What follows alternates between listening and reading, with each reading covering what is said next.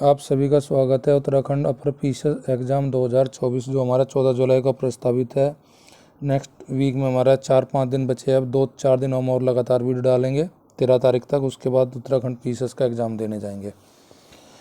देखते हैं question number पहला हमारा क्या है। आज का भारत के संविधान के किस अनुच्छेद द्वारा राष्ट्रपति की उच्च न्यायालय का कार्यकारी मुख्य न्यायाधीश नियुक्त करने की शक्ति दी गई है। हमारे पास 4 ऑप्शन है। ऑप्शन हमारी 223, 224, 224A, 225। तो इसका राइट आंसर हमारा 223 हो जाएगा, जिसमें कार्यकारी मुख्य न्यायाधीश उच्च न्यायालय में चुनता है कौन? राष्ट्रपति। इस वीडियो में हम देखेंगे 25 क्वेश्चन जो PYQ के हमारे उत्तराखंड पीसीएस के है। इस वीडियो की PDF आपको मिल सकती है हमारे टेलीग्राम चैनल पर, जिसका लिंक इस वीडियो के डिस्क्रिप्शन में मिलेगा। अगला क्वेश्चन देखते हैं। भारत के संविधान के प्रावधानों के अनुसार राज्यसभा का सभापति कौन होता है? राज्यसभा का हमारा सभापति होता है जी भारत का उपराष्ट्रपति। उपराष्ट्रपति तो ये हमारा उपराष्ट्रपति होता है किस अनुच्छेद? पदाधीन अधिकारी होता है अनुच्छेद 64 के तहत भारत का उपराष्ट्रपति सभापति होता है राज्यसभा का। वर्तमान में हमारा उपराष्ट्रपति कौन है? चौधरी जगदीश सिंह धनखड़।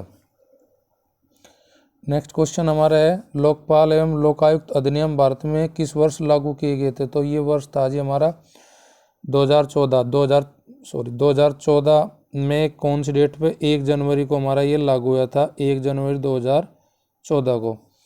राष्ट्रीय खाद्य सुरक्षा अधिनियम निम्न वर्ष में पारित किया गया। तो पारित किया गया था जी हमारा 2013 में हमारा राष्ट्रीय खाद्य सुरक्षा अधिनियम। अगर यहाँ अधिनियम की जगह हमारा मिशन होता, अगर मिशन होता फिर क्वेश्चन का आंसर चेंज होता।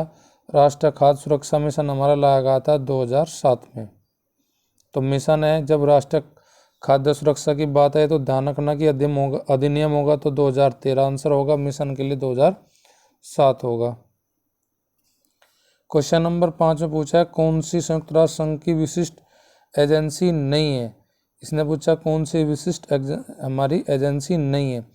तो हमारी इसमें ऑप्शन दिया है, यूनेस्को दिए, अंतर्राष्ट्रीय श्रम संघ दिया है, हमारा आर्थिक और सामाजिक परिषद दिया है, उपयुक्त सभी।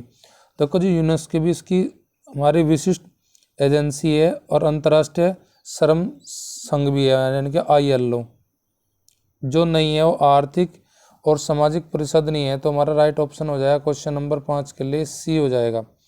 तो टोटल कितनी एजेंसी, अगर हम यहाँ पे बात करें संयुक्त राष्ट्र संघ में टोटल विशिष्ट कितनी एजेंसी है तो वे है जी 17। संयुक्त राष्ट्र संघ के सदस्य अंतर्राष्ट्रीय शांति और सुरक्षा बनाए रखने की प्राथमिक दायित्व किसे सौंपा गया है? तो प्राथमिक दायित्व जो सौंपा गया है जी वो सुरक्षा परिषद को सौंपा गया है, यानी कि सिक्योरिटी काउंसिल को। महिलाओं की स्थिति के विषय के में आयोग स्थापित किया गया था। तो महिलाओं की स्थिति जानने के लिए कौन सा आयोग गठित किया गया था? ये हमें संयुक्त राष्ट्र संघ से संबंधित क्वेश्चन पूछा जा रहा है। तो इसमें हमारा राइट आंसर हो जाएगा ऑप्शन 4 में आर्थिक सामाजिक परिषद द्वारा सौंपी गई ये जिम्मेदारी किसकी? महिलाओं की स्थिति के विषय में जानकारी रखने के लिए जो आयोग स्थापित किया था। भारत में राष्ट्रीय मानवाधिकार आयोग किस तिथि से लागू हुआ था? राष्ट्रीय मानवाधिकार आयोग लागू हुआ था आज हमारा 12 अक्टूबर 1993। नेक्स्ट क्वेश्चन हमारा कैरी फॉरवर्ड नियम को अधिकारातीत निम्न वाद में घोषित किया गया। तो कौन सा वाद है जिसमें कैरी फॉरवर्ड का नियम लाया गया था? तो वो था जी प्रदीप टंडन बनाम भारत का जो राज्य है उत्तर प्रदेश, उस केस में। अनुच्छेद 19(2) के अंतर्गत हिकलिन टेस्ट संबंधित है। हिकलिन टेस्ट हमारा 4 ऑप्शन दी गए, मानहानि है, भारत की अखंडता है, शालीनता और नैतिकता है। तो इसका आंसर हमारा हो जाएगा ऑप्शन A शालीनता और हमारा नैतिकता। अगला क्वेश्चन हमारा क्वेश्चन नंबर 11, भारत के राज्यों के बीच में विवाद उच्चतम न्यायालय में आते हैं तो किस अधिकार के अंतर्गत उसकी हम सुनवाई करते हैं? हमारा उच्च न्यायालय। अपील अधिकार के तहत या सलाहकारी या फिर प्रारंभिक? तो उसमें आंसर हो जाएगा हमारा प्रारंभिक अधिकार के तहत। संयुक्त राष्ट्र के किस अंग की सदस्य संख्या संयुक्त राष्ट्र संघ में संशोधन करके 2 बार बढ़ाएगी? तो ये हमारा क्वेश्चन नंबर 12 का राइट आंसर हो जाएगा जी सुरक्षा परिषद, right option B।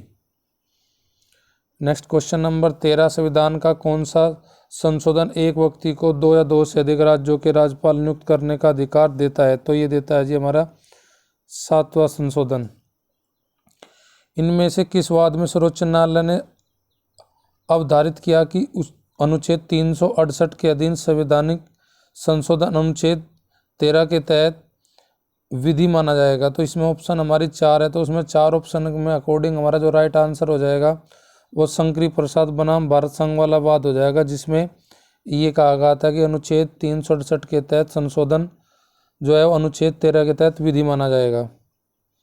Next question हमारा, संविधान के निर्वाचन में प्रथम बार भविष्य लक्ष्मी विनिर्णय का सिद्धांत निम्न वाद में लागू किया गया था? तो ये हमारा विनिर्णय जो दिया गया था, भविष्य लक्ष्मी विनिर्णय वो दिया गया था किस वाद में? ये वाद था जी हमारा गोलकनाथ वाद में दिया गया था जी हमारा ये डिसीजन। घरेलू हिंसा से महिलाओं का संरक्षण अधिनियम 2005 की किस धारा में घरेलू हिंसा को परिभाषित किया गया है? घरेलू हिंसा को परिभाषित किया गया जी इसके एक्ट की सेक्शन नंबर 3 में, यानी कि धारा 3 में। क्वेश्चन नंबर 17, युद्धबंदियों के प्रति क्रूरता, सामूहिक दंड और उन्हें चिकित्सा एवं अन्य सहायता से संबंध कन्वेंशन कौन सा है? तो ये कन्वेंशन है जी हमारा जिनेवा कन्वेंशन 1929। क्वेश्चन नंबर 18 में हमसे पूछा है सही क्रम क्या है? संयुक्त राष्ट्र संघ की घोषणाएं, Atlantic Charter, saint James Place की घोषणा और सैन फ्रांसिस्को सम्मेलन। तो हम देख लेते हैं चारों ऑप्शन में आपके जो घोषणा की गई थी संयुक्त राष्ट्र संघ की वो की गई थी 26 जून 1946 को। उसके बाद हम देखते हैं दूसरे ऑप्शन में हमारा दिया है अटलांटिक चार्टर, ये हमारा कब आया था? 14 अप्रैल 1941 में हमारा ये लगा था Atlantic Charter. Saint James Place की जो घोषणा की गई थी वह कब की गई थी? हमारी 12 जून को की गई थी। 12 जून में किस ईयर में? 1941 में। और सैन फ्रांसिस्को सम्मेलन जो हमारा था वो था 25 अप्रैल 1945। अब आप ही लगा लीजिए इसमें कौन सा पहला आएगा।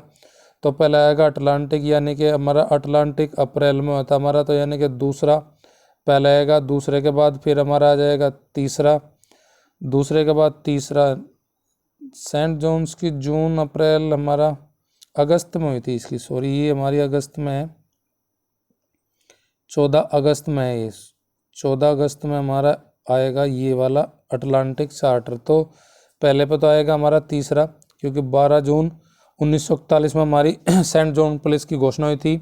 उसके बाद हमारा आएगा 2, 3, 2, तो हमारी ऑप्शन हो जाएगी कौन सी? ए हो जाएगी। पर लेकिन इसमें राइट ऑप्शन जो होना चाहिए, क्योंकि हमारा जो दिया गया 25 अप्रैल पहला आएगा, यानी कि राइट आंसर होना चाहिए क्वेश्चन नंबर 18 का।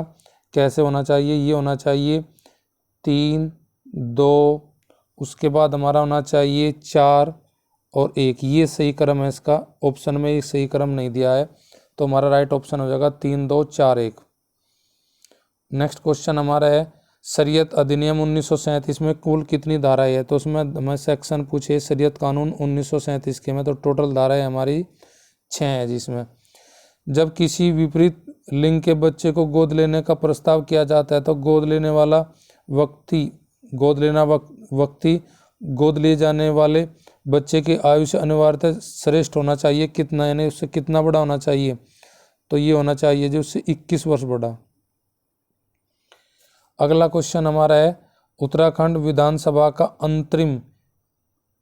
अंतरिम स्पीकर चुना गया था 2001 में किसको? तो ये चुना गया था जी, अंतरिम स्पीकर की बात कर रहा तो प्रकाश चंद हमारा आंसर हो जाएगा। अगर यहाँ प्रथम पूछता, प्रथम फर्स्ट स्पीकर कौन चुना गए थे? प्रथम स्पीकर उत्तराखंड के चुने गए थे जी यशपाल आर्य। और वर्तमान में जो करंट में 2024 में कौन है? हमारे विधानसभा के अध्यक्ष वे है जी ऋतु खंडूरी भूषण। वर्तमान में कौन सी विधानसभा चल रही है उत्तराखंड में? वह चल रही है जी हमारी छठवीं विधानसभा चल रही है वर्तमान में। नेक्स्ट क्वेश्चन हमारा है कौन सी नदी लिपुलेख दर्रे से निकलती है? लिपुलेख दर्रे से निकलती है जी हमारी ऑप्शन में जो दी गई है काली नदी है। काली नदी हमारी निकलती है लिपुलेख दर्रे से। क्वेश्चन नंबर हमारा 23 रूपकुंड झील अर्थात रेशमे झील भी से कहा जाता है, ये उत्तराखंड के किस जिले में स्थित है? रेशमे झील हमारी स्थित है जी चमोली जिले में, यानी कि राइट ऑप्शन हमारा हो जाएगा ऑप्शन 3। नेक्स्ट क्वेश्चन हमारा है, कौन सा ग्लेशियर उत्तराखंड के पिथौरागढ़ जिले में अवस्थित नहीं है? पिथौरागढ़ में कौन सा अवस्थित नहीं है, ये पूछागा। तो इसमें पिथौरागढ़ में हमारा नामिक भी है, हीरामणि भी है और पिनोरा भी है हमारा, पर लेकिन जो नहीं है वो हमारा कौन नहीं है, वो है सुखना। हमारा पिथौरागढ़ जिले में स्थित ग्लेशियर नहीं है। तो क्वेश्चन नंबर 24 की हमारा राइट ऑप्शन हो जाएगी 4। नेक्स्ट क्वेश्चन देखते हैं, क्वेश्चन नंबर 25 और आज का लास्ट क्वेश्चन। उत्तराखंड में किस ऊंचाई के क्रम में सर्वाधिक वन क्षेत्र प्रतिशत में पाया जाता है? तो इसमें हमारा दे रखा 300 मीटर के नीचे, 600 मीटर के ऊपर, 1000 मीटर के ऊपर, 2000 मीटर के ऊपर। तो इसमें पाया जाता है सर्वाधिक 1% का क्षेत्रफल उत्तराखंड में 2000 मीटर के ऊपर। 2000 मीटर के ऊपर लगभग हमारा 18% से भी ज़्यादा पाया जाता है वहाँ पे वनों का हमारा क्षेत्र उत्तराखंड में। उत्तराखंड में जैसे जैसे ऊंचाई पर जाते हैं कुछ स्थिति तक तो हमारे वनों का क्षेत्रफल बढ़ता है, एक स्थिति के बाद हमारे वनों का क्षेत्रफल घटना शुरू हो जाता है।